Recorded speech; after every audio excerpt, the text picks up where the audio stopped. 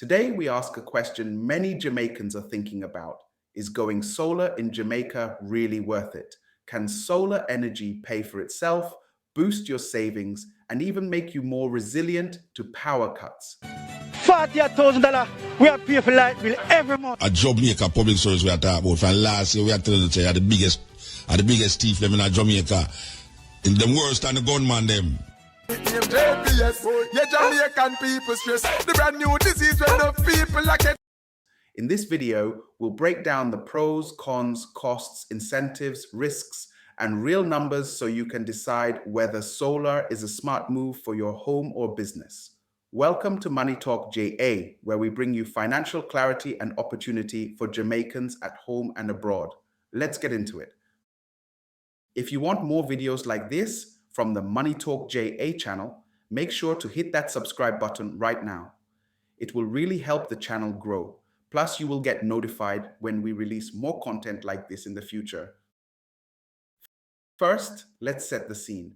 Jamaica's electricity costs are relatively high compared to many countries. Importing fossil fuels, infrastructure maintenance, and losses all add up. Many households and businesses suffer from power outages, voltage fluctuations, and unpredictable fuel surcharges. Meanwhile, solar panel costs and technology have improved dramatically worldwide. Solar has become more efficient, more durable, and less expensive per watt. Add to that Jamaica's abundant sun, and the idea of generating your own power starts looking attractive. Jamaica's energy prices have been a cause of concern for the country, as we rank 142 out of 146 countries with the highest electricity charges globally. This means that Jamaica's energy prices are more than double the global average, putting the country at a serious disadvantage as a nation, and we strive to excel, but unfortunately, our energy prices are helping to hold us back. Jamaica has the highest energy poverty status among 82 low to middle income countries, per the energy poverty assessment published last year. But before you rush to install panels, we need to walk through all the pieces. We'll cover system types, cost breakdown, expected savings, incentives or government policies, maintenance and longevity, risks and pitfalls, payback timelines, and real examples from Jamaica.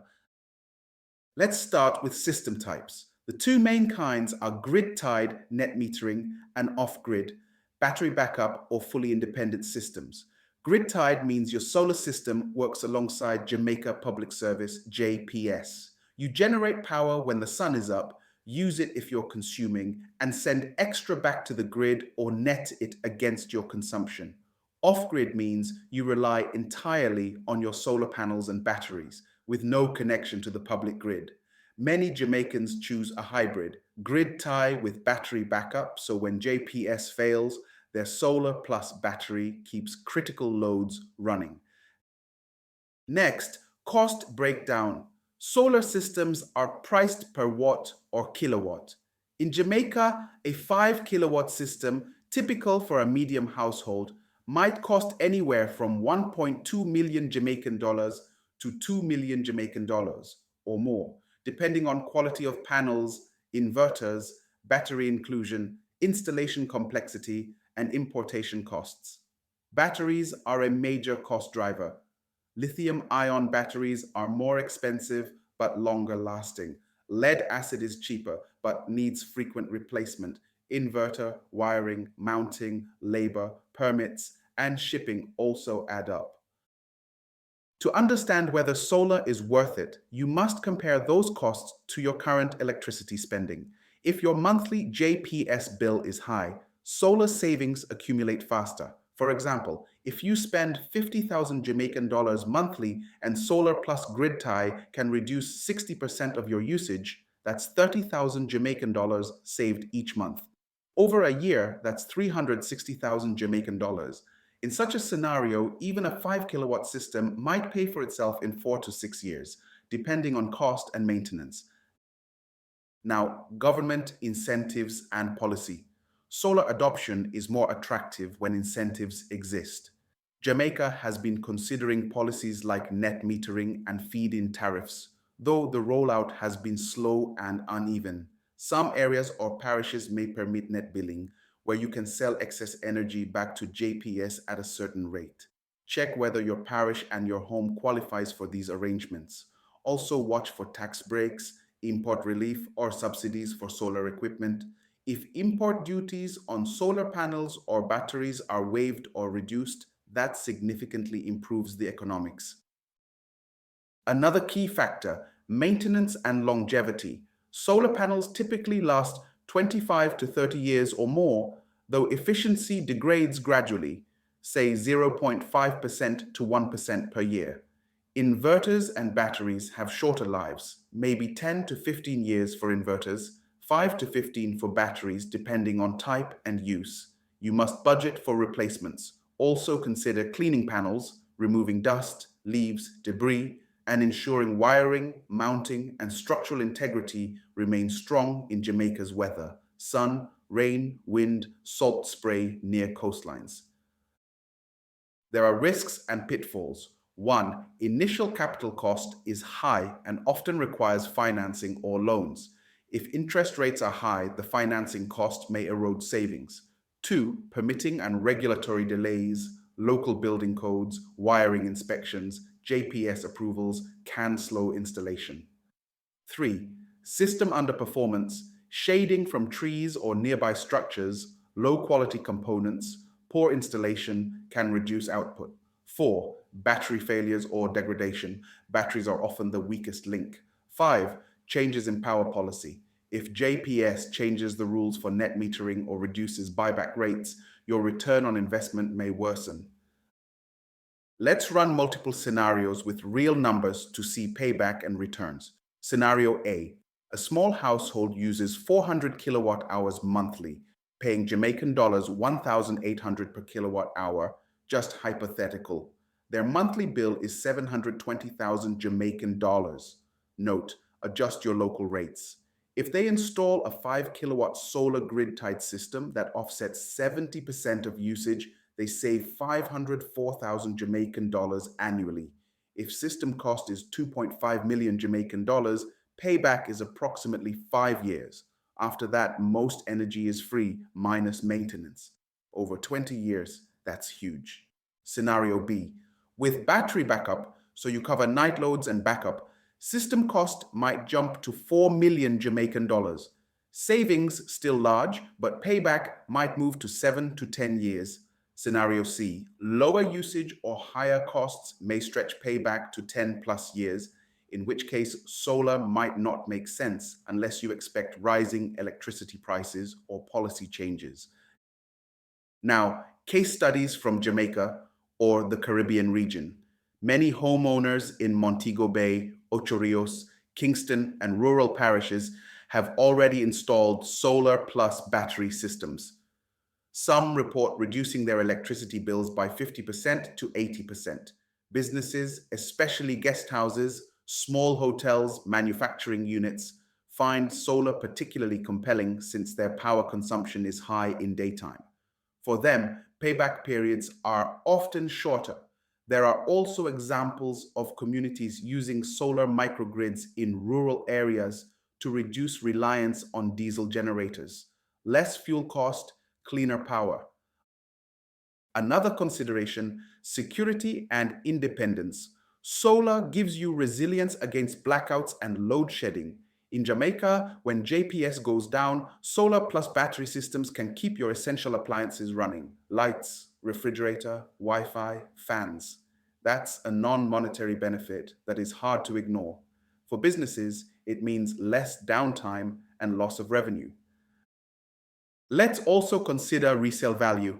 Homes with solar systems may command higher prices or be more attractive to buyers who want lower utility bills.